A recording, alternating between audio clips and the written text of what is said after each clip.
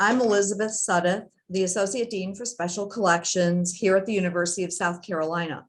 It is my privilege to welcome you to tonight's program, which is sponsored by the Friends of the University Libraries. Should you want to join, there is a link in the chat.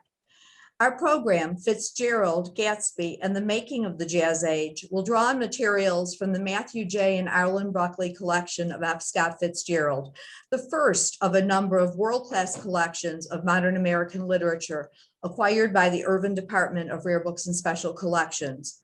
I would be negligent if I didn't note the largest of those named collections of 20th century modern American literature. And they are the Spicer and Easterling Holman collection of Ernest Hemingway, the C. Edgar Grissom collection of Ernest Hemingway, and the Robert Middendorf and Roger Tarr collections of Marjorie Kinnan Rawlings. And now I would like to introduce Catherine Kaiser, Associate Professor of English here at USC. Dr. Kaiser has been a great friend to the department. She's helped place the Joseph Weisenburg collection of Ford Maddox Ford with us. She regularly brings her classes for research, and she has done research in our collections as well.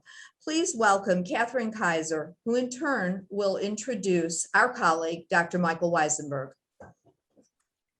Thank you so much, Elizabeth, and thank you everyone who's tuned in today for what I know is going to be an exciting presentation on the Buckley collection.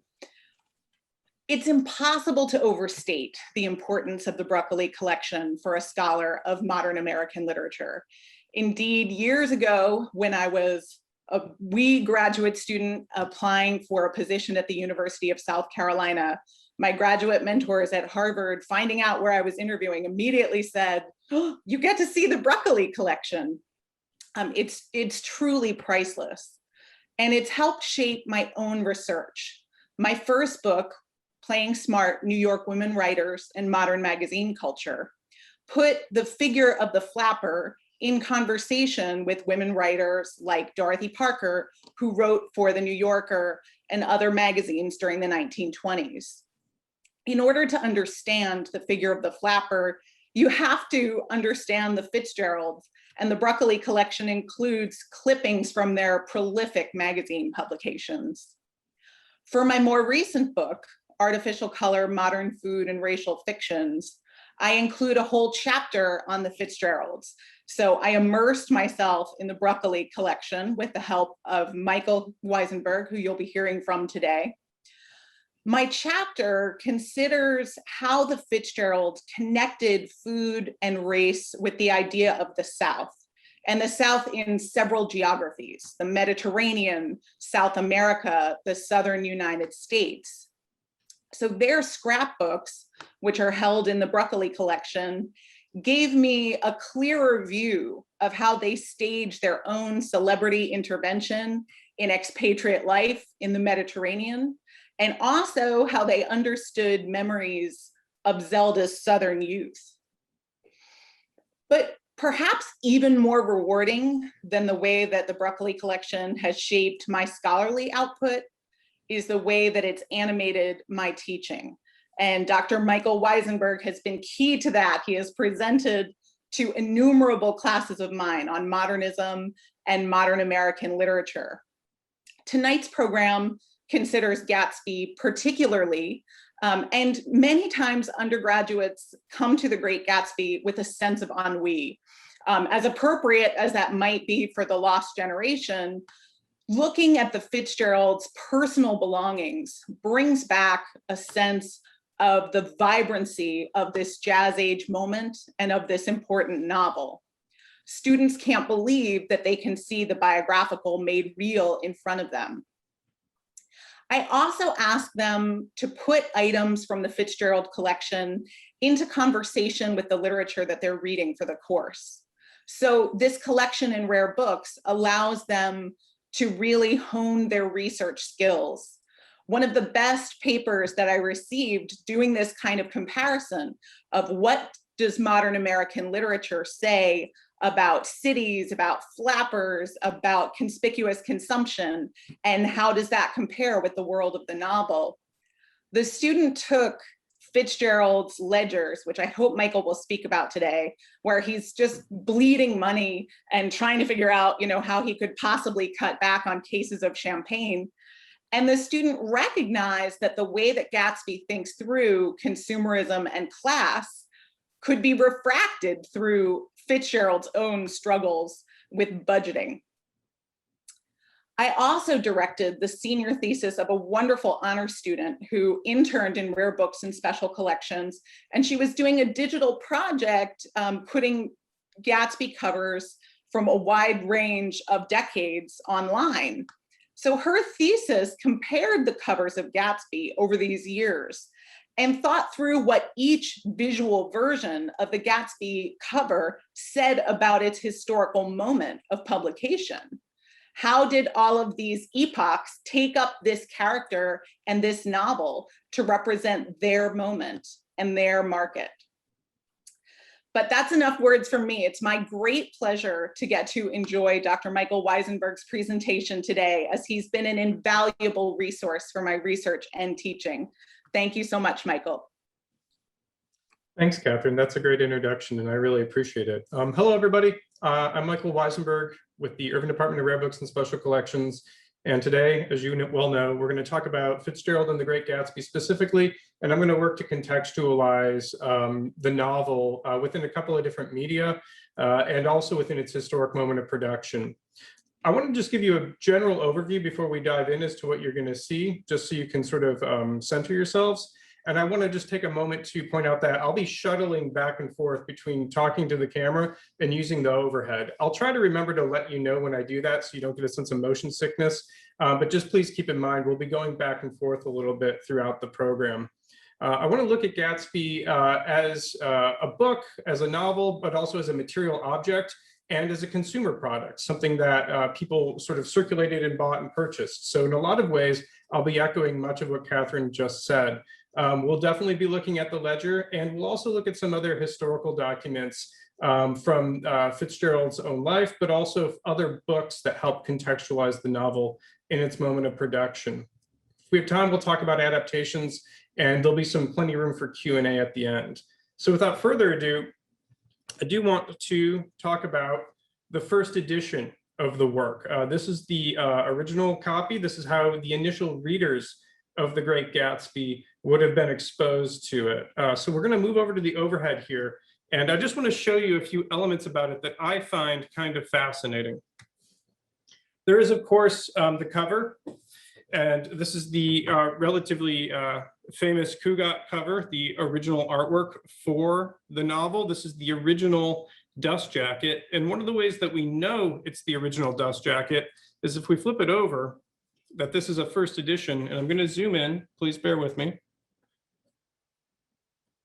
If you look very closely at this J in J Gatsby, you'll notice it probably looks a little bit strange, and that's because it's a misprint. It was originally a lowercase j, and they had to go through and hand correct all of these for the first issue of the dust jacket. It's later corrected in later printings of the dust jacket, but that's a unique feature of this particular book that makes it stand out, that lets you know which version of the dust jacket you're looking at. And the dust jacket itself is an act of printing. It's part of the way in which consumers would have first experienced this book. I know there's that old adage, never judge a book by its cover, but much of my career and much of my own interest in research is just that, judging books by their covers. So this is how people would have been exposed to it at first. And just like any other sort of commodity, we're going to have advertisements. We're going to talk about other books by F. Scott Fitzgerald you could purchase. This is not his first work. He's a relatively well-established author by the time The Great Gatsby comes out. And in the back, we're going to see advertisements for other works that Scribner is publishing, right? So you might want to, if you like Gatsby, you might want to read things by Lardner or by H.L. Mencken, for example. So there's a whole sort of world of commodities going on within this particular book. So I want to take a few steps back historically, and I want to show you some things that predate the production and the dissemination of this work. And the first thing I want to show you, besides the book itself, is a letter that Fitzgerald sends to his friend Charles Baldwin. It's dated from May 24th, just a year before the novel comes out. And he's writing from Great Neck, Long Island. And if you've read Gatsby, you'll know that Long Island is the setting of the novel. And oftentimes people wonder just how much Fitzgerald is pulling from his own life. And I think we need to be careful about overreading how much his own life is ending up in his fiction, but there is certainly overlap. He's drawing from life to produce fictions, to produce symbolic literature that's sort of emphasizing what's happening in America at the time in a rather ironic and distanced way. But he was living in Long Island while he was sort of doing the early drafts of the novel, while he was working it out, and he does fit it into the product he's going to produce. Now, you'll probably notice these holes. These are burn marks. And if we look at this letter and the way it was folded, what we realize is that that burn mark is from a cigarette ash dropping on the letter when he's folding it. C'est la vie, right? We're going to have to send the letter anyway, with the burn marks in the letter. So we're getting this sort of realist, ephemeral sort of ability to sort of experience something that happened, this flippant thing. He was writing a letter to a friend, his cigarette ashes, it goes in the mail anyway. Now that aspect of Fitzgerald's life, his biography, ends up in the archives here. It ends up in the collection. We can see a signature, and there's even a little PS at the bottom. I'm not going to zoom in right too closely. I just want to point out the fact that the PS is him talking about his other publishing ventures. We think about Fitzgerald, we think about The Great Gatsby, we think of him as a novelist, but here he's talking about brief magazine pieces. This specific piece is for the Saturday Evening Post.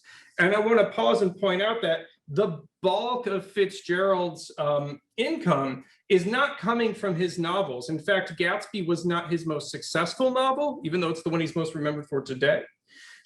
He's making most of his income from the magazine writings he's doing, publishing in Smart Set, publishing in the Saturday Evening Post. This is where a lot of his livelihood is coming from, are his essays and his short fiction, not necessarily the novels themselves. But I do want to talk about the business of the novel as well. And this is a really fascinating document, and it's amazing that it's here. This is a memorandum of agreement. This is basically the contract that Fitzgerald signed with his publishers, Charles Scribner's and Sons, for the publication of The Great Gatsby. We have many of Fitzgerald's contracts with Scribner's. This one is specifically for Gatsby. So we can learn a lot by looking at this document. We learned that, for example, he's getting 15% on the first 40,000 copies of the book sold, and then 20% for copies thereafter. So it's setting terms for how much of the sales profit he's getting for the sale of this work. It's clearly a standard letter that Scribner's had for all of their authors. I'm going to brighten this up so you can see it a little bit better. And they're leaving blanks so that they can go through with a typewriter and fill in the details that are unique or specific to this particular contract, in this case, the contract for The Great Gatsby. One more thing I want to show you before we move on to looking closer at the novel itself and its other sort of reproductions is Fitzgerald's ledger book. And you've already heard a little bit about this.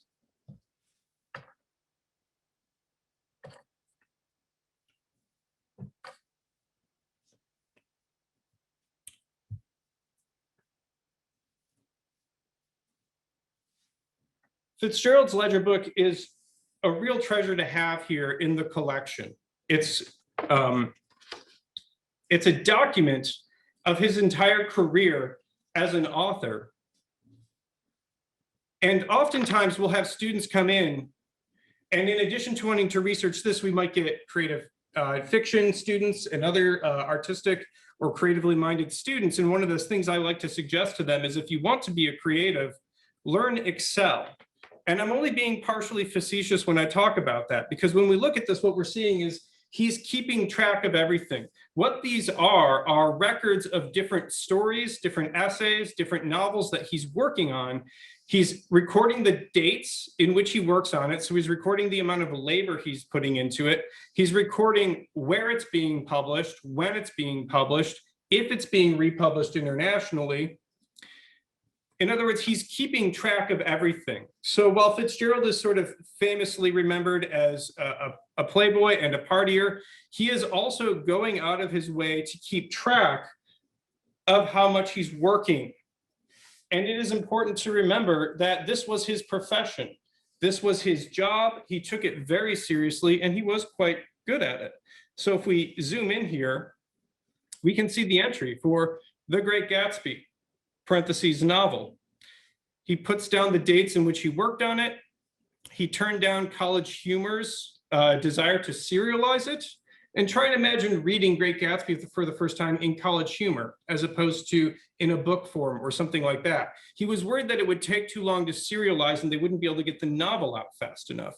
He eventually published it with Scribner's on April in 1925, and then later with Chatto and Windus, which is his British publisher at the time. But if we look a little bit closer at the rest of the entry, we can see that it's one of the most thorough and dynamic entries in the entire ledger, especially for the early part of his career. All of this right here are production rights for different adaptations of The Great Gatsby within Fitzgerald's own lifetime. It's being adapted for the stage in both New York and London. It's being adapted for silent films, even within his own lifetime. And it will later be serialized in pulp magazines and in newspapers. So there's a lot going on with The Great Gatsby compared to some of his other works. So even though it was critically acclaimed, the novel itself wasn't necessarily a huge seller compared to his other works, but it's being adapted a lot.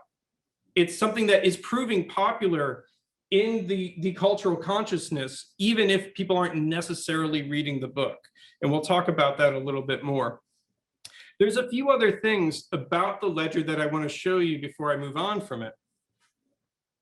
In addition to keeping track of everything he's working on, he's also keeping track of his finances. And this is part of what Dr. Kaiser was talking about. Her students were looking at these examples of how much money is coming in, how much money is going out, what type of conspicuous consumption is Fitzgerald performing, but also what type of labor is he doing to keep up with the cost of his extravagant lifestyle. And as I mentioned before, a lot of it is stories, working for movies or having adaptations, or other writings. So while he's remembered for his novels, there are a bunch of other different ventures that he's producing that are allowing him to bring in a relatively substantial income for the period. So this particular entry is for 1925, the year that Gatsby comes out. And so he's selling a variety of different stories to the different magazines, and he's getting royalties from his previous books and the advance for The Great Gatsby. So all of this is going into helping support his travels, his and Zelda's travels, and their lifestyle. I'm going to jump even further into the book because there's one last element that I find really fascinating and that I don't think people are as aware of when it comes to looking at the ledger. And that's the fact that near the end of the book, he's sketching out his life. Year by year, month for month, he's keeping a record.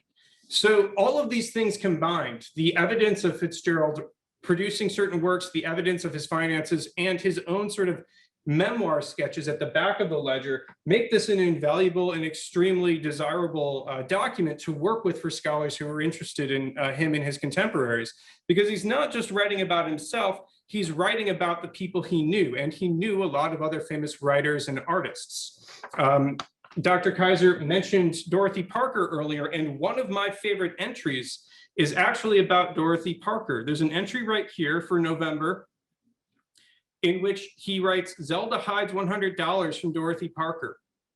It's a really enigmatic entry. We don't necessarily know exactly what's going on. It's fascinating to sort of imagine what the context for this is. Were they playing a prank? Did they owe Dorothy money? Did she drop the money? What exactly is going on? $100 is a lot of money in the 1920s. I just find this endlessly fascinating. There are these throwaway statements in this book about Hemingway and Picasso and Ezra Pound and all these people that they knew, and they could go off in any manner of directions. Specifically, I think it's worth looking at these 2 pages really fast, just to point out the fact that he's keeping track in real time as well. So here we have 1924, which is the year in which he's working on The Great Gatsby. And he doesn't explicitly state, I'm working on The Great Gatsby, because he didn't know it would be called that at the time. But there are entries here in which he states, started working on novel, finished working on novel. Right here in September, at the bottom, we have the statement, finished novel. So we know when he is done with the rough draft of The Great Gatsby, he sends it off to his editor, Max Perkins, and then he's later going to get more information about how to revise it for publication. So there's a lot going on here that we can piece together exactly how The Great Gatsby was originally sort of written and produced and what he was hoping to accomplish with this work. So before we look at other examples or reprints and adaptations of Gatsby, I want to keep looking at the full production history of it. And so there's one more early element I want to show you or share with you really fast. And that's the galley proofs for the novel. Now, they wouldn't have originally been bound in this. This is for archival purposes. But when we look at this, and I'll put it under the overhead for just a minute, these are the ways in which Fitzgerald would get to see the book just before publication and make any last minute changes that he might want to make to either catching typos or spelling mistakes or plot elements. Fitzgerald actually heavily rewrites the second half of the novel and rearranges a lot of the plot elements. And we can see that by comparing the galley proofs to the novel as it's published. But there's one really fascinating element that I want to point out, and that's specifically the title, because I don't think a lot of people realize that the idea of calling it The Great Gatsby was sort of a last minute change. Fitzgerald originally wanted to call the novel Trimalchio, which is a reference to the Satyricon. It's a reference to Roman satire. It's a classical allusion. And near the end of the production of the book, they change it. I mean, we have it in Galleys here as Trimalchio. They changed the title to The Great Gatsby. And Fitzgerald himself was never really happy with that title. He didn't really like it. He wanted it to be Trimalchio or Trimalchio and Westag, or Under the Red, White, and Blue was another title he was thinking about. It's Max Perkins and Zelda who really sort of lean on this idea of calling it The Great Gatsby. And so the idea bounces around back and forth a few times. And if we were to go through the Galleys, we would find elements where he's making references to Trimalchio that they have to take out. One does stay in the novel, but a lot of the allusions come out. And some of the plot devices have to change as well. So there's a lot going into the production of this book that I think is helps us really understand that up until the last minute, Fitzgerald is really working quite hard on this. And he's in Rome when he's getting the galley proofs and he's revising the novel just before it goes to publication. In fact, the photo that invited you to this event is them in Tivoli on vacation, taking a day off from working on the proofs, but it would have been from the exact same time that he was reading proof for the novel. They were taking that photo in Rome, outside of Rome at Tivoli. So that's a lot, I realize, about the Gatsby's production, but I want to now transition to looking at different elements of its afterlives, how the novel is being reproduced and repackaged for generations and readers after 1925. And there's a couple of interesting early adaptations that I think help us break down our assumptions about what a novel is and what defines literature versus simply popular entertainment. So there's two things I want to show really quick. One is a set of pulps. You might be familiar with the term pulp or pulp fiction, but you probably don't necessarily think of pulps as producing high literature. Pulps are usually genre-driven. Think westerns, romances, sci-fi, crime and noir fiction is often being produced as pulps. This is Famous Stories magazine. They're very fragile. They're coming out usually monthly, and they're literary magazines.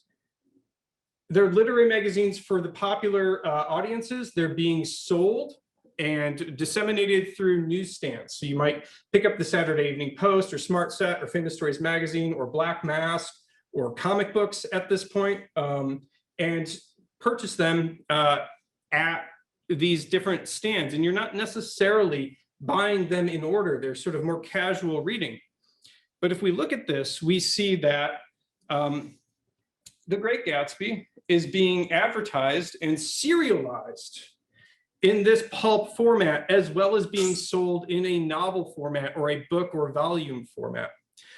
What we learned from this is that some people are going to be exposed to Fitzgerald's novel for the first time, perhaps by accident, either because they subscribed to Famous Stories magazine or because they happened to pick it up at the newsstand. It looked interesting. They're not necessarily looking to buy or read The Great Gatsby when they buy this particular book. They're just looking for some light entertainment. And this would be serialized over the course of 5 issues. So imagine having to wait 5 months to get the entire book serialized in this pulp magazine. There's going to be advertisements throughout the work that you're going to have to jump around and be exposed to before you actually read the novel itself. So people talk about distracted reading, like reading on the internet and things like that, but it's really not that new of a thing. People have been having to deal with the sort of visual noise of advertisements for a very long time, really since the 19th century. So being exposed to a novel in this sense isn't necessarily new, and it wasn't particularly unique to Fitzgerald. It's also illustrated. So we don't have this sense that we can imagine what the characters look like. An artist representation is implying what we think the characters should look like. So we have here The Great Gatsby by F. Scott Fitzgerald. There's going to be a blurb. And then at the beginning of each issue, for the subsequent serialization, there's going to be a recap as to what happened in the plot before. Because you might be reading this and in the middle of the novel, for example. So this happens to be the beginning of the novel in Famous Stories, and you read through and you get the novel in columns. However, a person might then just walk up to the newsstand and randomly buy issue 8 of Famous Stories magazines. And it's not necessarily going to be the beginning of the novel. They're going to jump in the middle of the novel. And so we have the story thus far, in case you missed the first issue with The Great Gatsby, and we'll catch you up and you can read part 2. So it's a fundamentally different reading experience as to how people are being exposed to this, and it helps undermine our assumptions about high literature versus low literature, something that we associate as sort of a classic. Gatsby is often called one of the great American novels, for example. In this case, we're seeing that it's being circulated in a popular format, in the pulps. And this allows us to see that people would be exposed to literature in many different ways in the period. It's not necessarily going out to a bookstore or going to the library or going to a stationer's shop. Literature is sort of circulating everywhere, and people have all sorts of different ways that they can be exposed to it. Another way is through newspaper subscriptions. And I think this one often surprises people. I have 2 examples here. This is from the Philadelphia Inquirer. And this other one is the Herald Examiner. And these are from 1937. So a little more than a decade after the novel first comes out, these newspaper syndicates are disseminating the entire book in their Sunday supplement. And this entire thing, right, this section of the newspaper has the whole novel. It's not abbreviated, it's not truncated, and like the pulps, it's illustrated. So I want to just show you this really quick. And we'll only spend a moment on it. And again, it's in protective Mylar, but this is the Sunday novel, complete in this issue. And we have an illustrated version of The Great Gatsby. And we get to see how people would have read The Great Gatsby a little over a decade later. Maybe had no idea that the novel was written, might not necessarily be interested in reading The Great Gatsby, but it's coming to them more or less free with their newspaper subscriptions. So we have in newspaper format an illustrated edition of The Great Gatsby for your reading pleasure on a random Sunday in 1937. I won't go through the whole thing, but I want to flip through just for you to see and think about the reading experience that this encourages, right? The different ways in which people might be exposed to and think about this novel. It's something that's out there in the wild and that people aren't necessarily having to seek. It's coming to them. I think nowadays we like to think of genres as being separate and unequal. We often have people who are interested in poetry have to go out and seek poetry. If you're interested in novels, you have to go out and seek novels. You have to explicitly go buy them. But in this period, it's much more promiscuous. Literature sort of circulates in ways that it no longer does today. So there are a couple of other things I want to point out about the novel's afterlife before we look at the historical context of the novel. And that's later editions of the book. So we have these first and early editions of the novel. We have these serializations in pulps and in newspapers. And then eventually it's going to end up in the modern library. And we start seeing different ways in which the covers sort of brand and identify the novel over time. Each generation is going to have a new reason to come to the novel. And each culture is also going to have a new reason to want to pick up this book. Again, it needs to be visually striking. It also needs to surprise and entice people. In addition to having copies of the novel over a long period of time, we also have a lot of foreign editions of The Great Gatsby. And it's instructive to look at the way American audiences or British audiences try and brand the cover of the novel versus, say, Brazilian audiences or Russian or Ukrainian or Japanese audiences. They tend to want to focus on different elements of the plot. The car is often an image that one sees on a lot of different covers of the novel. But interestingly enough, Russian and Ukrainian novels tend to look at the idea of the timepiece. And time is a major symbol in the novel. Gatsby almost knocks over a clock when he first goes to see Daisy at Nick's house, for example. The Brazilian covers often emphasize the gangster element that's sort of in the background in the novel. Yeah, it's vague that Gatsby's probably involved with illicit crimes, but it's not really at the forefront of the novel, and other cultures will want to bring that to the fore to try and sell the product. And we'll talk about that in a minute when we look at some of the later paperbacks. But I do want to just show this particular copy.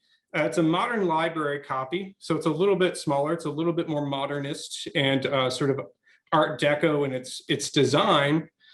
This particular copy is quite nice, though, because it's an inscribed copy.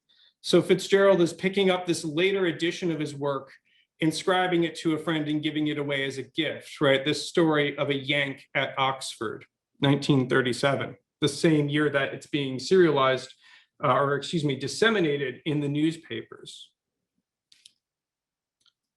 Two other examples that I want to show you before moving on to other topics is this particular copy.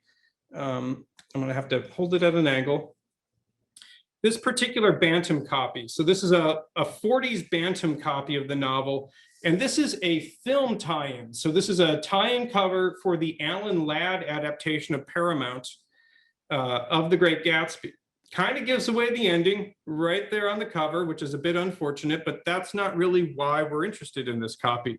And as I was talking about before, when we're thinking about how people are attracted to this book and why they might pick up a physical copy of a book, we're definitely dealing with more of a crime element, right? The more sort of the violent aspects of the novel, which again, really aren't the point of the novel at all. So imagine not really knowing much about The Great Gatsby, seeing this cover and deciding, oh yeah, I heard that movie was pretty good. I'm gonna pick up this book, and then reading this sort of high romance novel about American history and love lost. You may or may not be disappointed. There's another element about this which is weird though and strange that I want to show you, and that's the fact that this cover is actually a dust jacket on a paperback, which is almost unheard of. It's not normal to have a dust jacket for a paperback. So if I pull the dust jacket away very gently, we'll see that this was actually the original cover of the Bantam paperback. And the emphasis here is very much on the parties. We still have the car, right? But we have this champagne coupe, which looks like it has maybe a Manhattan in it. And we have the idea of the garden party. We have someone who's clearly had a little too much to drink up here in the forefront. It's an entirely different emphasis in a way of promoting the reading of this book. So there's all sorts of different ways that people would try and tie into the novel to manipulate its themes, to get people to want to read it, and to sell copy through adaptations, such as the film adaptations that are being done at the time and throughout the centuries. There's one more copy, and then I'll stop for Q&A because I know we're getting close on time. But I quite like this copy, and it's really impressive that we have it. It's a 1949 copy, Grosset and Dunlop. Not necessarily anything particularly interesting or valuable in and of itself. But when we open it up, we realize that this is Sylvia Plath's copy of The Great Gatsby. If you aren't familiar, Sylvia Plath is an important mid-20th century American poet, has a rather tragic life. But it's an instructive object to have because it allows us to think about things like not only reader response, but a transmission of a literary tradition across major authors within a canon. So here we have a major 20th century poet's copy of an earlier 20th century novelist's major work. And she did annotate it. She probably read this while she was a college student at Smith.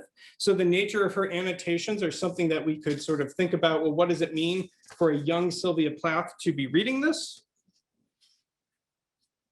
But she heavily underlined it in two different inks. So it seems as though she's read it at least twice, because there's a light blue ink and a dark black ink. And there are different moments throughout the text in which she's writing rather elaborate and revealing annotations. And I just want to show you one or two examples of these. So here, again, Dr. Kaiser mentioned ennui in her introduction. Well, it just so happens that one of the annotations that Sylvia Plath writes in her copy of The Great Gatsby is ennui. And it's in this early part in which Daisy is sort of exasperatingly talking about how sophisticated she is. And it's a very ironic scene in the novel. There are later examples that are much more dramatic. I'm just going to skip ahead in the interest of time. Throughout, she's looking at different sort of symbolic or elusive elements of the plot and of the symbolism. And there's one here, and I don't want to over psychoanalyze a young Sylvia Plath's reading of Gatsby, but she's looking at the other elements that are happening in the novel: dream sequences, images of distance, stage properties, but then also here, no real relation to child. And it's a comparison about when Daisy's talking about the daughter she has with Tom. And when we think about Plath's own later life and what's going to happen to her in her career, I realize it's tempting to sort of put a lot of weight, but we also don't want to over-determine these notes that she's making earlier in her life. But they are quite neat, and they give us a window into not just any historical reader's interpretation of The Great Gatsby, but a very important American poet's initial reading of The Great Gatsby. And so a lot of interesting work and research can be done from a document like that. I want to be respectful of people's time. I could go on about this for days and weeks and semesters. So I want to stop there and see if there's any Q&A. If people have any questions or things they'd like me to talk about in greater detail. And if not, we can always pivot back and look at a few more interesting examples of things. Thank you, Michael. Can you hear me? Yeah, could you speak up a little bit more? Yes. So we have a question in the chat. Is there a copy of Scott's Ledger that can be bought outside of the collection? It's fascinating. I've seen small sections of it. Also, what qualifications to access the collection? This is wonderful. Thanks. And that comes from Susan. Okay. Hi, Susan. Thanks for the question. So two things. There is a sort of a print copy, but I would actually recommend, if you have access to the internet, rather than getting a print copy of the ledger, because the way it was scanned back in, I think, the 70s not everything comes through because the ink sometimes fades or sometimes he writes in pencil. We've actually digitized the ledger. And so it's available online through the South Carolina Library's Digital Collections Department.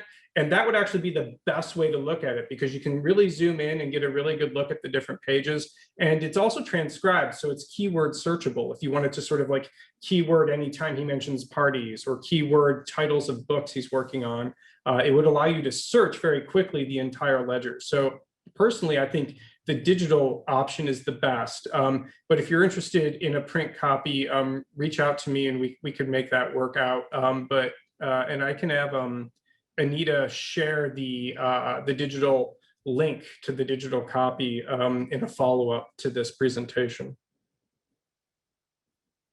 Sorry to put that pressure on you, Anita. But That's all right. Thanks, Michael. Alexia says, can we see the flask? yeah. I was going to show this no matter what. Don't worry. Everyone loves to see this. So in addition to copies of the books and some of his manuscript material like letters and the ledger and things like that, we have a considerable amount of realia, physical objects from the Fitzgeralds. And one of them is the flask. So I'll hold it up very gently here without getting my fingers on it. And then I'll put it on the overhead. But this is the flask. And it's not just any flask. I mean, I'm sure Fitzgerald had probably a lot of flasks, but this is a very specific flask. This is a flask that Zelda gives him when they're dating. So it's inscribed. I'll just read the inscription and then put it on the overhead. It'll be a little hard to see because it is sterling silver, but it's to First Lieutenant F. Scott Fitzgerald, 65th Infantry, Camp Sheridan, Forget-Me-Not, Zelda, 9/13/18, Montgomery, Alabama. So she has this engraved and given to him. And it was clear that it was owned by an earlier sayer. So it was something maybe of a family heirloom among Zelda's family. She reinscribes it to Scott and gives it to him when they are dating, when they're courting, while he's at boot camp. And I'm going to have to darken the image just so we can get enough contrast here, but I will put it on here and just tilt it a bit. I'll try and keep my face out of it. And you can sort of start to make out the engraving there. I'll zoom in just a bit for you to see it. But yeah, it's a really charming and interesting item that she gives him very early in their relationship.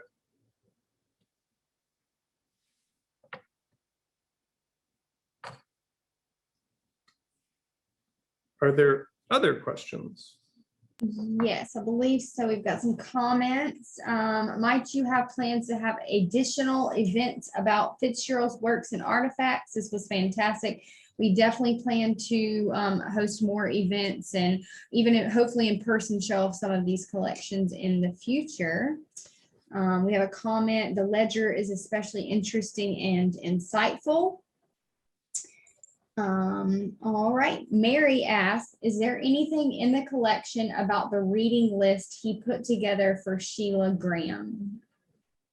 Oh, I'd have to dive back in and see, but it's not off the top of my head. I don't remember a specific document that we have that illustrates the reading list. I could always go back and take a closer look, but I don't have a good answer off the top of my head for you. Sorry. Doesn't sound familiar, so. There is a list in departmental ditties. Thanks, Elizabeth. I was hoping you'd chime in. Okay, so let's see. Russell says this is fascinating. Would love to see more examples. Thank you, Catherine, for sharing the link to the digital collections. Please have more programs on Scott Fitzgerald. Yes, we will.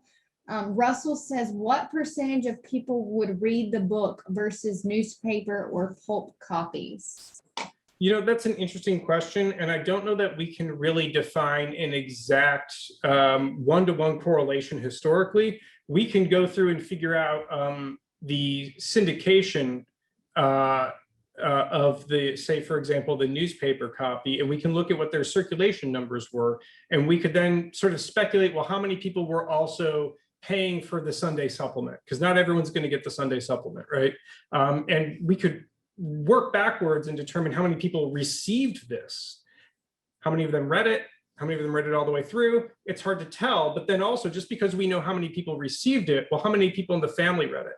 So let's say, and I'm just going to throw a random number out there, it's not necessarily an accurate number. Let's say 50,000 people throughout multiple different newspapers in several different markets received the newspaper supplement.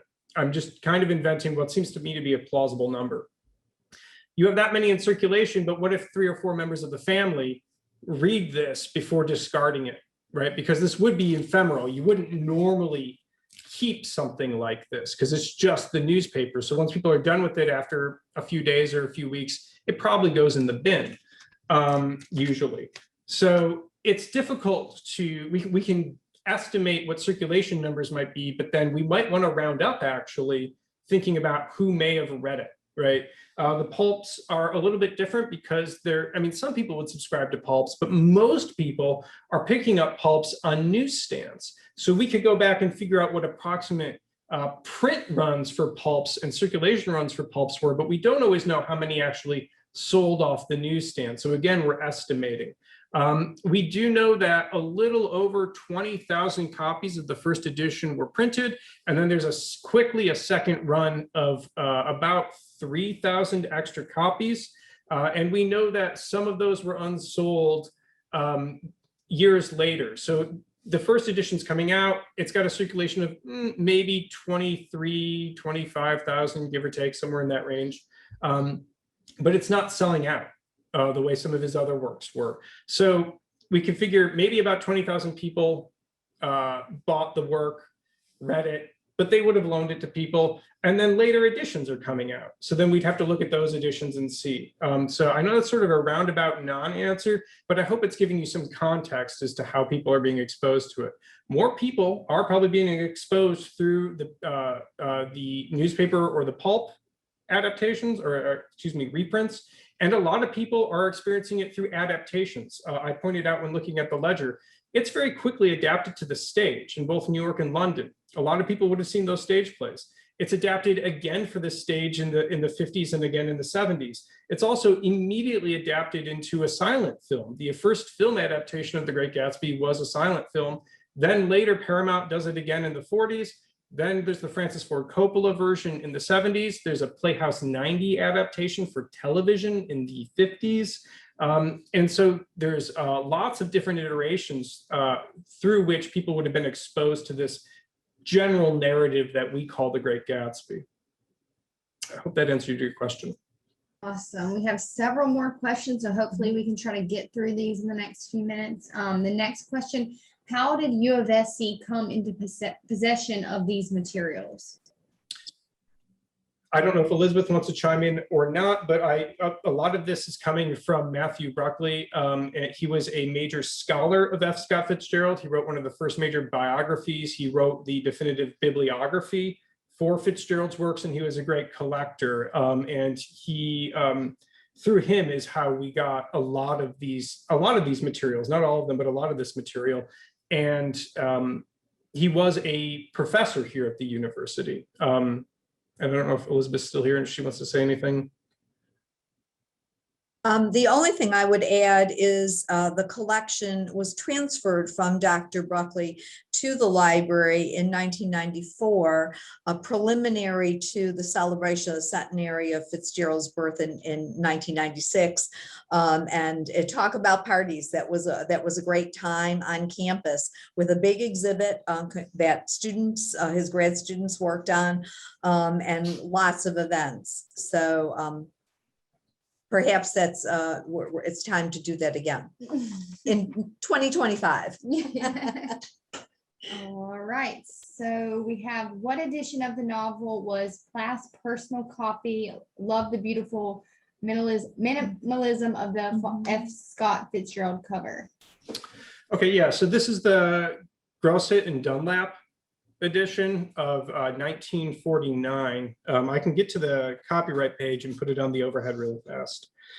So I'll show you the,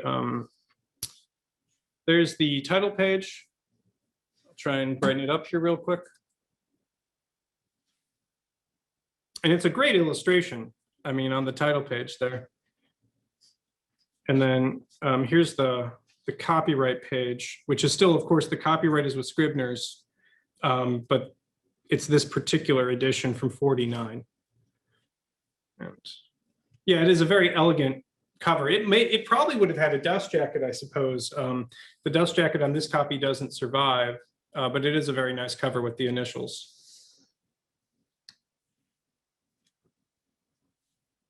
And again, on its own, that's not necessarily a particularly interesting or valuable edition per se, but it was Plath's copy, so it's an extremely valuable literary historical document now in its own right. Okay, next question. Can we see the movie poster behind you? Yeah. Think I'm out of the way now? Yes.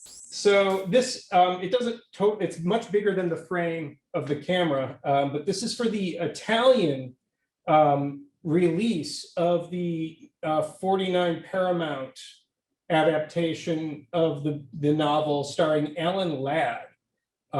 It's an interesting adaptation insofar as, like a lot of what's going on in this period, it's really emphasizing the noir and the crime elements. It really feels like a crime noir film. I've watched the adaptation. It's not my favorite adaptation out of all of them, but it's sort of a fascinating historical document to watch because you see what Hollywood valued about the story at the time, and it's not necessarily what we value about the story, and I certainly don't think it's what Fitzgerald was trying to get across in the novel. It sort of misses the irony, I think, of the story. And Max Perkins, Fitzgerald's editor, mentioned that after the novel was released. It wasn't necessarily Fitzgerald's best-selling work, and Max Perkins writes that he felt like the audience misunderstood what Fitzgerald was trying to accomplish. He feels as though people didn't understand the symbolism and that people didn't understand the irony. They didn't see that he was being ambivalent about his characters. People took it too seriously. They took it at face value. And that doesn't seem to have been the point for either Max or Fitzgerald. That doesn't mean that we can't enjoy the film for what it is, though. Thank you, Michael. I think we'll go ahead and get this will be the last question, and then we'll close the program with Elizabeth. The question is, can the public view the collection in person? So we are a public research institution. We welcome anyone to come and register to work with the materials. You do have to register to be a reader in the reading room, but we're certainly open for people to come and work with the materials. Under these sort of trying times, we are by appointment only. So we sort of have truncated hours and more prescriptive rules than we have in the past.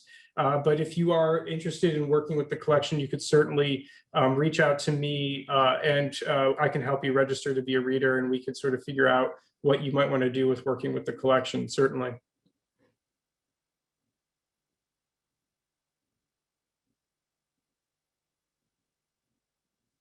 Thank you, Catherine, Michael, and Anita. I hope all of you will come back and join us on Monday, March the 29th at 6 p.m. for the next program sponsored by the Friends of University Libraries, which will be a book club discussion of Susanna Clark's Piranesi. Thank you for joining us this evening, and good night.